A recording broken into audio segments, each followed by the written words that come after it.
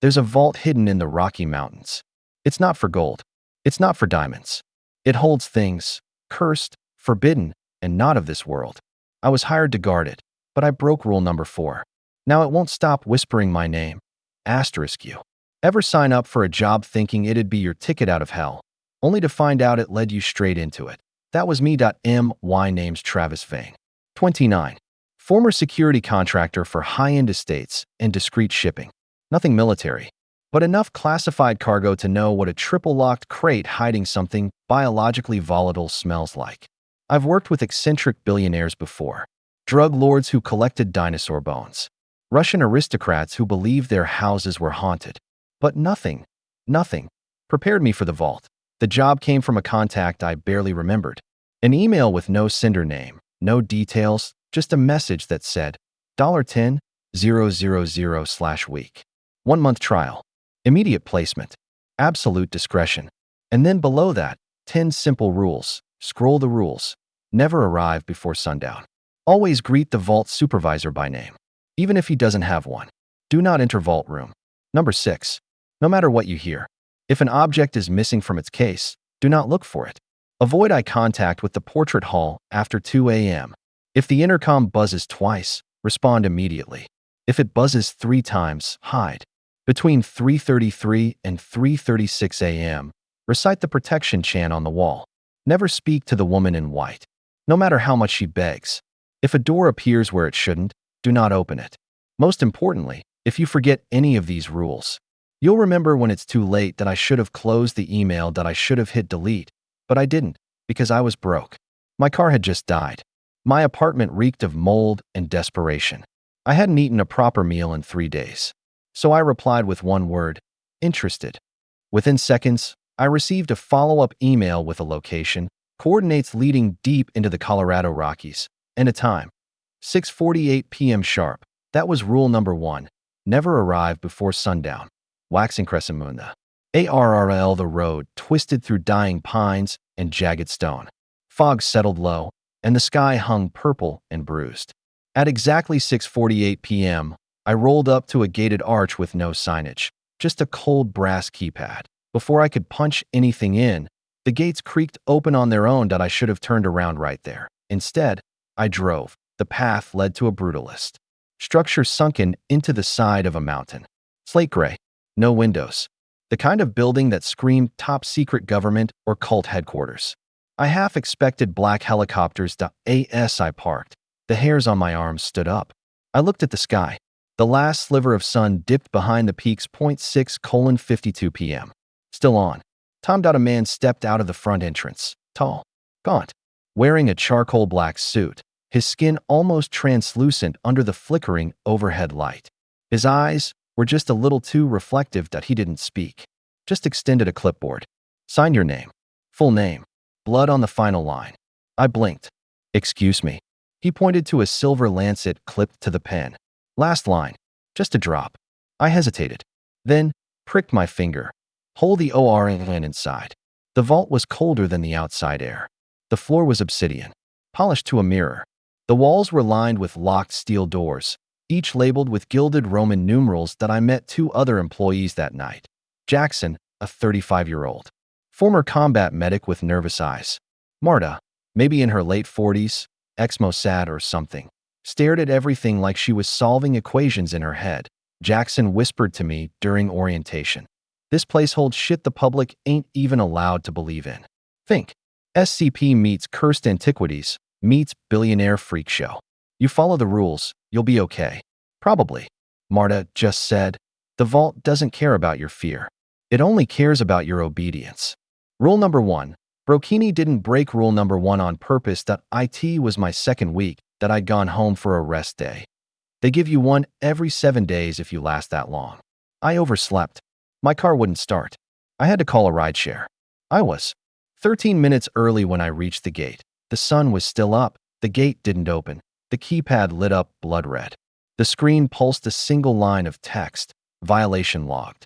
Penalty enacted. I stood there, confused, sweating, heartbeat in my ears. Then something happened. A shadow moved across the trees behind me, and no sound. No footsteps. Just the feeling that I was being measured by something ancient, something intelligent, the kind of thing that doesn't blink. Because it doesn't have to. Then the gate opened. I walked in, legs like jelly. The man in the suit was waiting again. But this time, his reflection didn't match his movements. When he nodded, his reflection smiled, with too many teeth. "You're lucky," he said. "The vault only collects your voice for first-time infractions." My what? Speaking had the silency. I couldn't speak for 3 days, not a whisper, not a grunt. It was like my throat had been sealed shut by invisible hands. And during those 3 days, the vault tested me. Room number SIX's door rattled with violent knocks. The portrait hall screamed my name. The intercom buzzed 3 times. I didn't respond. I hid in the armory, locked inside a weapons locker, holding my breath as something huge and wet crawled past. I began to understand something terrible about the vault. That it was alive. That it didn't just contain horrors. It fed on them, on fear, on obedience, on your mind slowly unraveling. First night beyond my first shift after the silence ended, I made sure I arrived at 7:05 p.m. The vault's supervisor greeted me. His name? He doesn't have one. But you still have to greet him. So I said, "Evening, sir." He nodded. "You remembered. Good. That's rule #2. You always greet him. Otherwise, he forgets you. And if he forgets you exist, the vault can do whatever it wants to you." Marta once told me she forgot rule number 2. The next 12 hours, she swore she had no reflection, not even in her own eyes. Package the eye and go every night. We do an inspection. Jackson calls it monster roll call. There's a severed, mummified hand in a crystal case that tries to rearrange its fingers into a middle finger every time I walk by. A music box in room number 9 that plays itself backward if a nearby human has cancer. A mirror that shows you the last person you'll ever see alive. We log them. We note movement. We adjust containment fields. And we never ask questions, especially not about the room that doesn't have a number. Drop of blood. The end of chapter 1. The Real story started the night rule number 4 was broken. It wasn't my fault. Room number 13's case was empty. A bone flute, once owned by a Sumerian priest who supposedly spoke to dead gods, was missing. Jackson was gone. And the lights were flickering. I radioed Marta. Silence. The intercom buzzed once, then again, then 3 times, and I realized the vault wasn't just holding monsters. It was deciding which of us would be next. You'd think with all the horror we catalog night after night, we'd be numb to the idea of something missing. But in the vault, that's the most terrifying thing that can happen, because if something has escaped containment, then it has chosen to do so, and whatever chooses to leave its case does not want to be found. Not by staff, not by the clients, not by God. Hole 12:03 a.m. The missing flute. It was supposed to be a standard inventory shift. I'd finished Hall A, checked in with Marta on the south wing, and was just about to log flute. Item #13B as stable and dormant. But when I reached the display case, it was shattered and no alarms. No red flashing lights. Just empty velvet padding and shards of reinforced quartz like slivers of moonlight on the floor and blood. Not a lot. Just a few specks trailing off into the dark. I grabbed my radio. "Control, this is Travis. I have a containment breach in Hall D, item 13B. I repeat, 13B is missing." No response. The intercom crackled. "2 buzzes." I exhaled, placing the radio back on my belt. 2 buzzes meant respond. So I did. Confirmed. Awaiting instruction. Silence. Then a third buzz. Buzz. Buzz. Buzz. My spine iced over. Police car light. 12:05 a.m. Violation of rule #4. Do not look for it. I told myself aloud, backing away from the shattered case. But the blood trail led down corridor 6. And corridor 6 leads to vault room #6. Rule number 3. Do not enter vault room number 6. No matter what you hear. Now 2 rules were on the chopping block.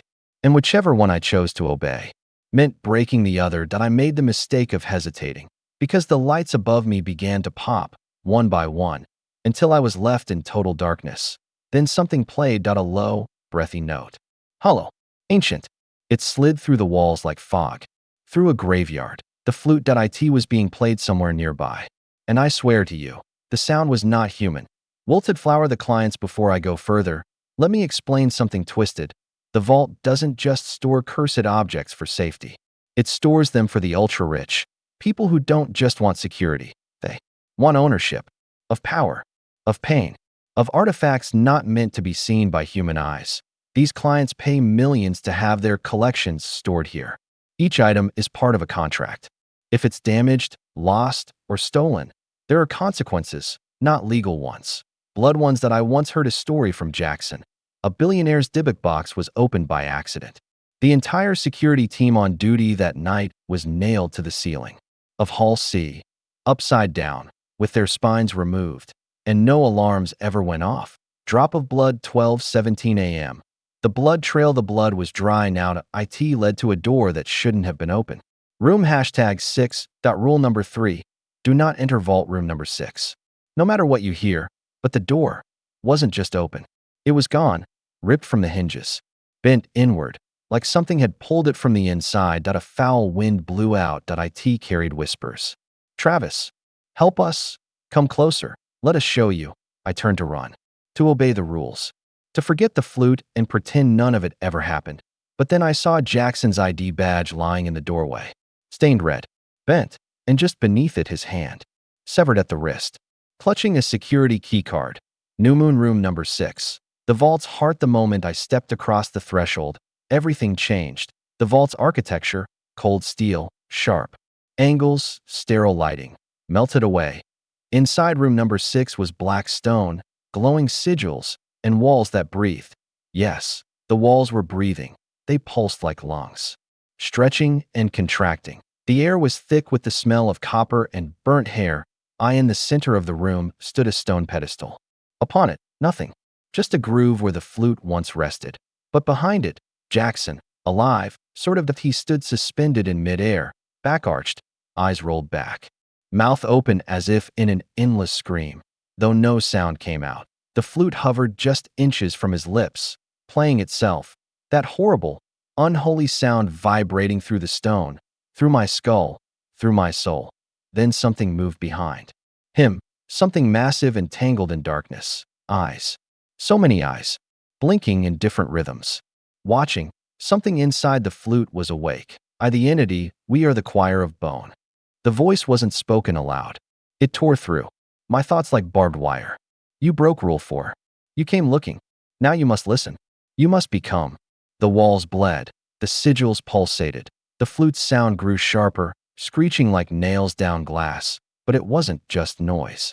It was memory. I saw visions of a forgotten civilization, worshipping the thing inside the flute, feeding it, sacrificing children to earn music that could control minds. This was no relic. It was a god fragment, a remnant of something that predates creation, and it wanted a vessel. Jackson had resisted, but I had walked right into its lair. Willingly. Dagger escape attempt. I grabbed Jackson's severed keycard and bolted, but the hallway wasn't there anymore. Only a spiraling staircase of bone, leading down. The vault had shifted. That's another secret. It rearranges when it's hungry. I descended for what felt like hours. The sound of the flute followed me. Behind me, the thing crawled, unseen but felt, scratching, hissing, mocking. I finally burst through a doorway, blinded by bright white lights, slamming into Marta's arms. She didn't ask questions. She grabbed a needle from her belt and stabbed it into my neck. Candle. The decontamination room. I awoke hours later in a chamber I'd never seen before. It looked like a medieval chapel crossed with a lab. Runes were etched into every surface. A priest in full black robes was chanting in Latin backwards. Marta stood beside him, clutching a silver crucifix and a Glock. You're lucky, she muttered. Room number 6 rarely lets people back out. What was it? I croaked. One of the founding 10. The original items the vault was built to contain. You never go near them. That's why rule number 4 exists. If something's gone, it's because it chose to be. And once it's out, she looked at me grimly. It starts choosing again. Scroll end of chapter 2. I made it out alive. But that flute wasn't destroyed. The client who owns it wasn't notified. And the vault? It changed again the next night. Corridors rearranged. Lights flickered with Morse code. The portrait hall began to move when no one looked directly at it. And I knew this was only the beginning, because the next rule I'd break would be the worst of all. Some rules exist to protect you from what's outside. This one was made to protect you from what's already inside. That's what Marta told me before she quit. And by quit, I mean she vanished after a shift, and all that was left of her was her shoes, perfectly placed in front of the portrait hall, still warm, like she'd just stepped out of them and disappeared into the paintings. That was the same night I broke rule #8. Drop of blood, 2 weeks later. Life inside the vault isn't life. It's survival, night by night. Every shift feels like a hostage negotiation between your sanity and the things that whisper in the vents that I had stopped sleeping properly. My reflection sometimes blinked out of sync with me. I'd hear music in my dreams, faint flute notes still echoing through my mind. But I wasn't insane. Not yet. Least. Not until the intercom buzzed at 3:01 a.m. Not once. Not twice. For times that no rule accounted for 4, that I approached the panel in the control room. It buzzed again. A 5th time. Then a voice crackled through. "Please, it's so cold. Can you hear me?" A woman. Her voice was trembling, soft, familiar, like someone you should recognize but can't quite place. A voice that sounded like it belonged in your memories, even though you know it doesn't. "Please, Travis, help me. You left me here."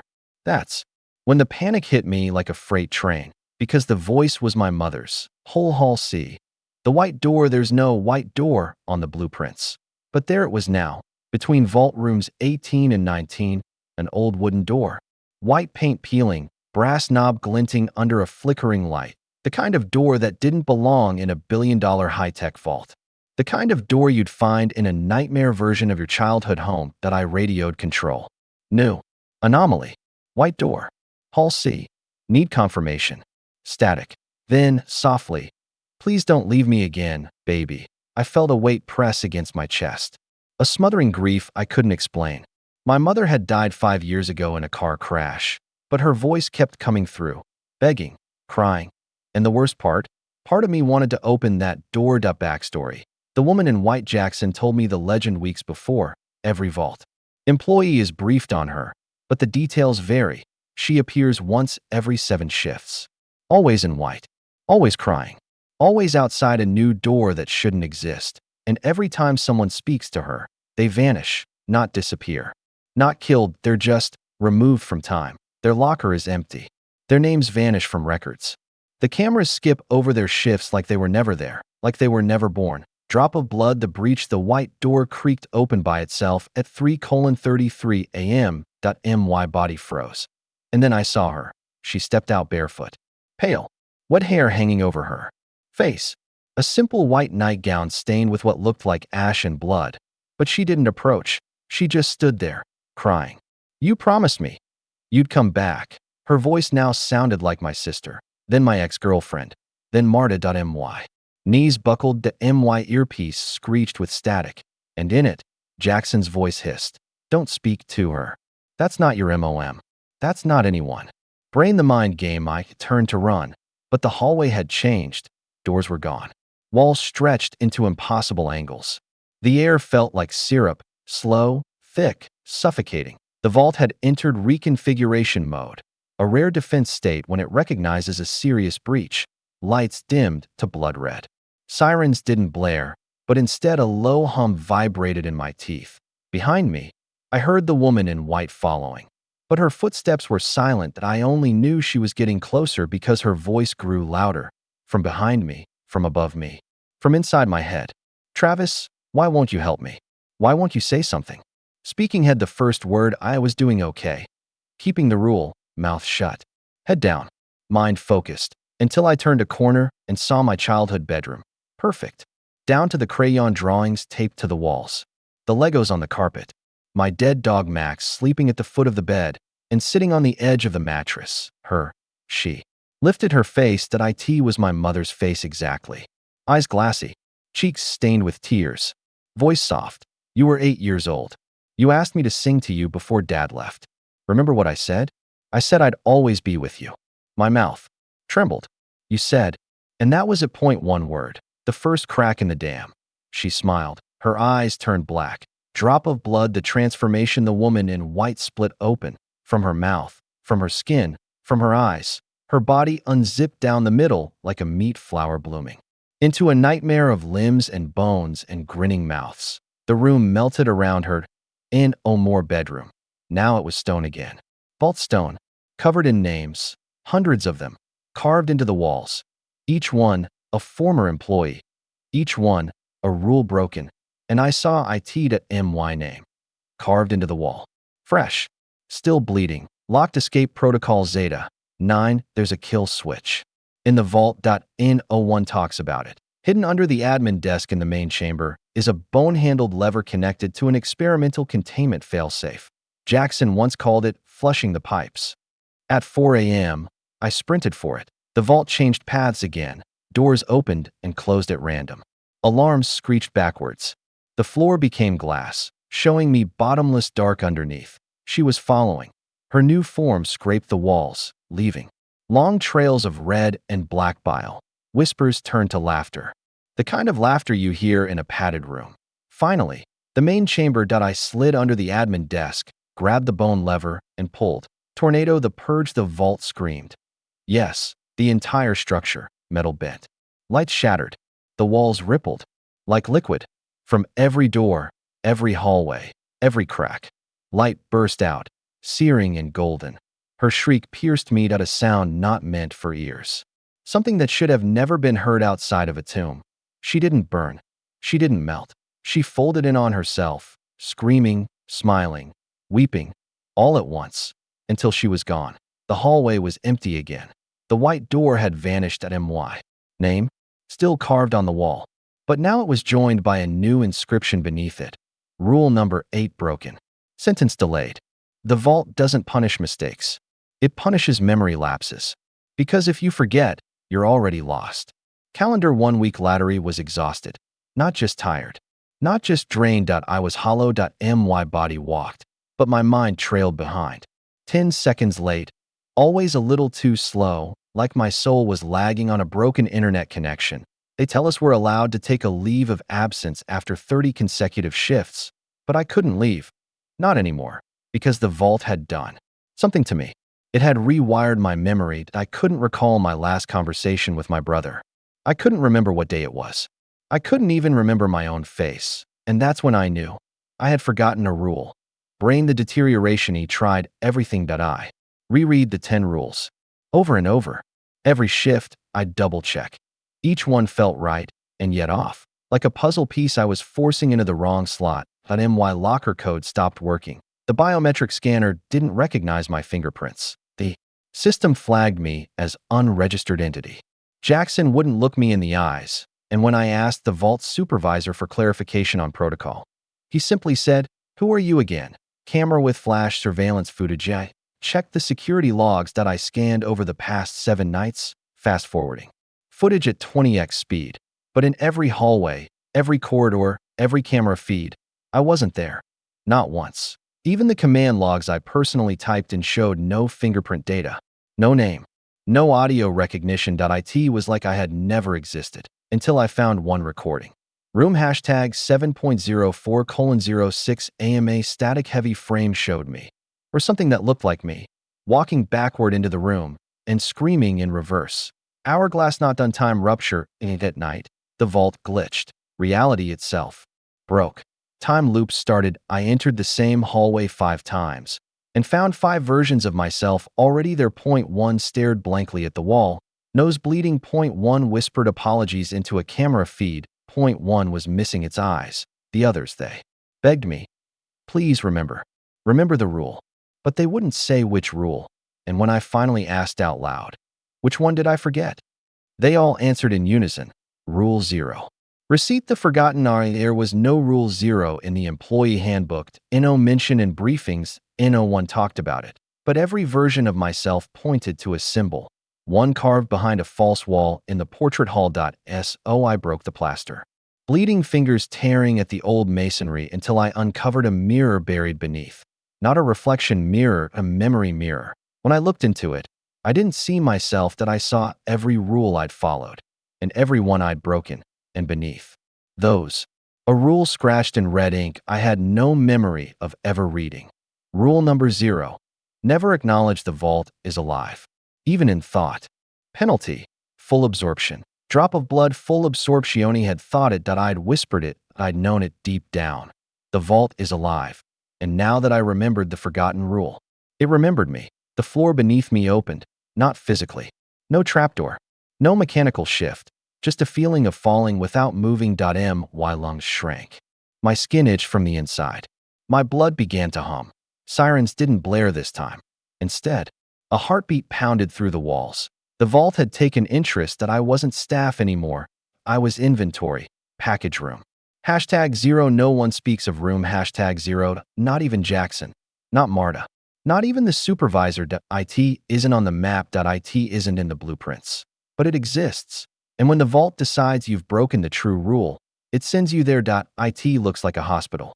Corridor, blinding white, tiled floor, endless stretch. The walls are glass. And behind the glass, us, the staff.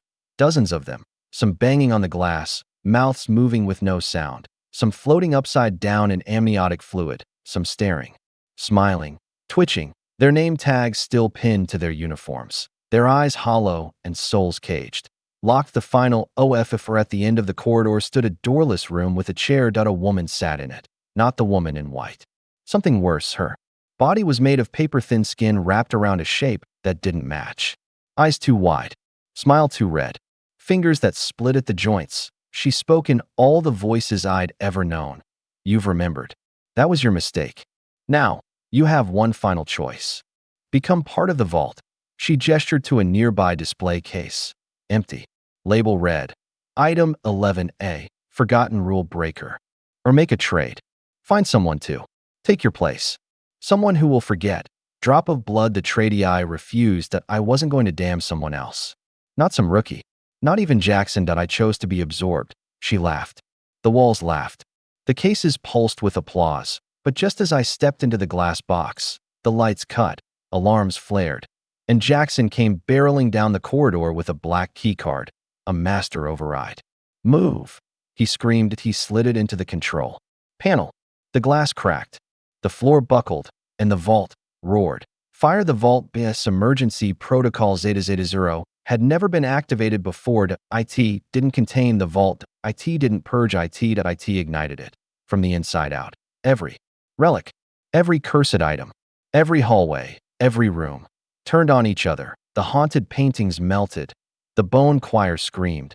The flute shattered, and the melody that came from it sounded like God dying. Jackson pulled me out as flames chased our heels, and we emerged from a trapdoor in the forest behind the mountain. Just as the vault collapsed in on itself, skull and crossbones the Yendi. Or not. It's gone. Or at least, that's what the report said. 2 weeks later, Jackson vanished. Marta's name was back in the system, with a shift scheduled, and me? I'm writing this from a motel off Route 9 that the TV flickers static, but every once in a while, it shows the vault's corridors. I don't know how, but I think the vault survived, and it's calling again. Because last night, I heard it, buzz, buzz, buzz, buzz, and this time, I don't remember what that means.